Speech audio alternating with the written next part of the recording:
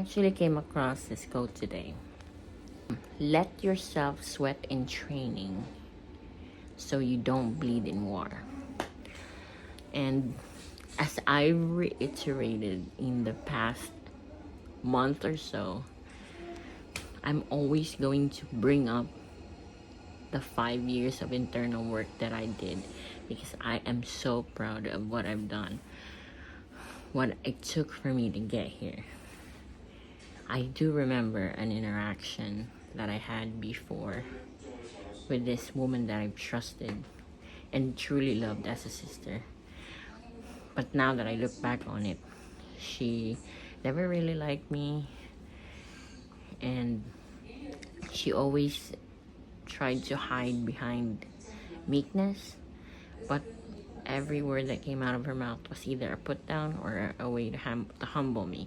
Due to my cutie patootie nature of thinking that nobody's out there to get me, I just thought that maybe it was all in my head. I was just not really understanding what she said. Me not understanding what she said. Ridiculous.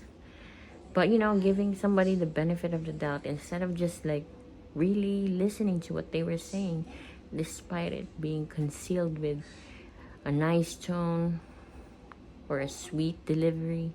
But hear the message, and if it makes your heart jump a little bit because it feels off, then believe that.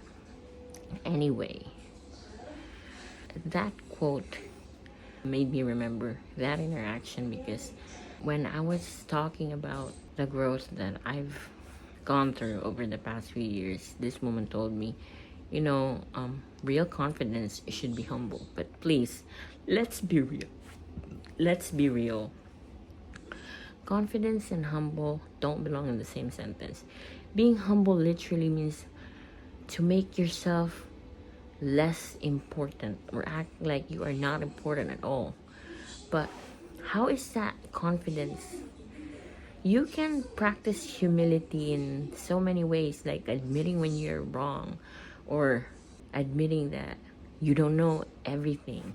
But for you to pretend that the work that you've done over the last few years that not everyone even is willing to undergo, and calling that arrogance instead of recognizing it as confidence, that's a different thing.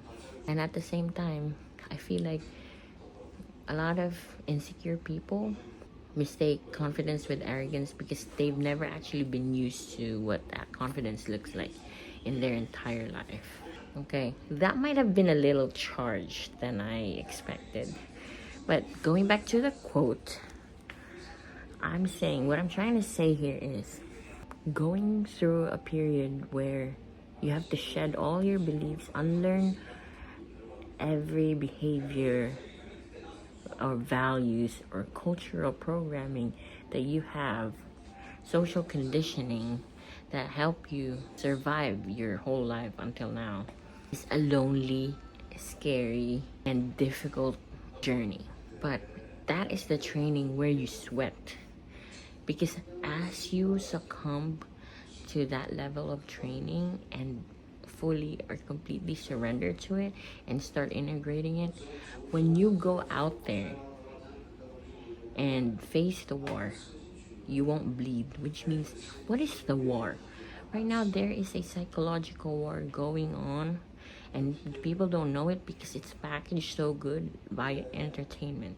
The distractions of scrolling online.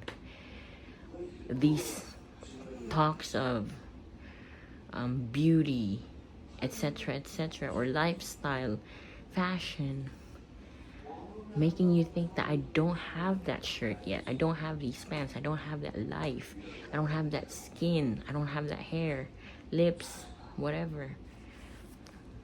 It's all packaged in such beautiful things, but what they really are just weapons of war against your mind, your heart, and your soul, feasting on your insecurities and your lack. And because you never willingly went through the training of honing your mental, spiritual, emotional world, you tend to fall for all that. And what is the ultimate goal of these things? It's to capitalize on your insecurities and make you consumers for life. And every time you choose that over healing or over yourself, over a life of mental, emotional, spiritual freedom, you will constantly be sold a coping mechanism.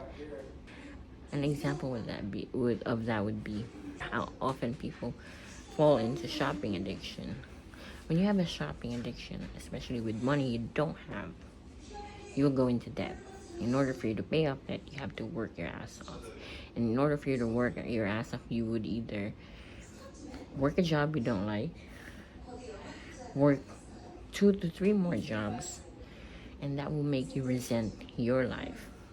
You will resent yourself because why aren't you rich enough? And the more you resent your life, the more you want to, the more you turn to numbing agents, like entertainment. Some people even fall into the addiction of food to feel happy, because every bite is the only way that you can release dopamine. You get where I'm going at with this, right? So right now, the war that's going on mentally, spiritually, and emotionally might not be visible.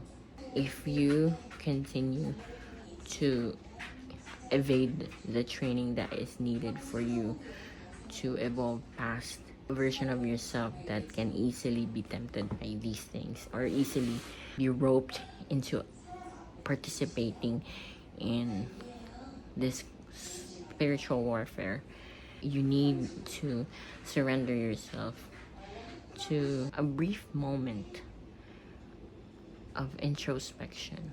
Just give yourself a week of first 3 days, and if you start feeling better, extend it.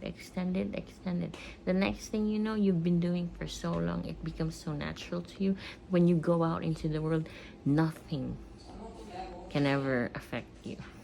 And on top of that, you find yourself craving not for a band-aid solution or a coping mechanism, but you produce your own dopamine just by being yourself, because you're so proud of the character, you're so proud of your character and the person that you've become, that the people genuinely drawn to you share the same values and spiritual ranking or elevation of the soul that you genuinely have because you worked for it.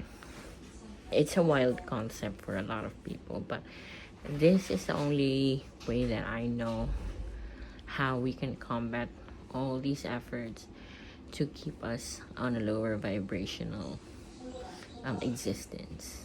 And that might sound a little woo-woo, but there is a truth to it. There's the science behind all that. So I guess what I want to leave you now is this. What is it in your life that you dream of so bad that you feel like your choices in the moment are getting in the way?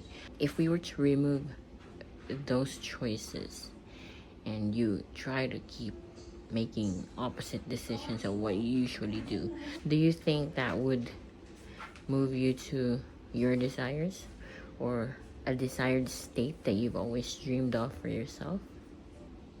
Just just think about it. If you were to choose the opposite of what you've always done, what are you willing to lose, or what price are you willing to pay? Especially if it means that every choice that you turn away from gets you closer to your goal or your dream life.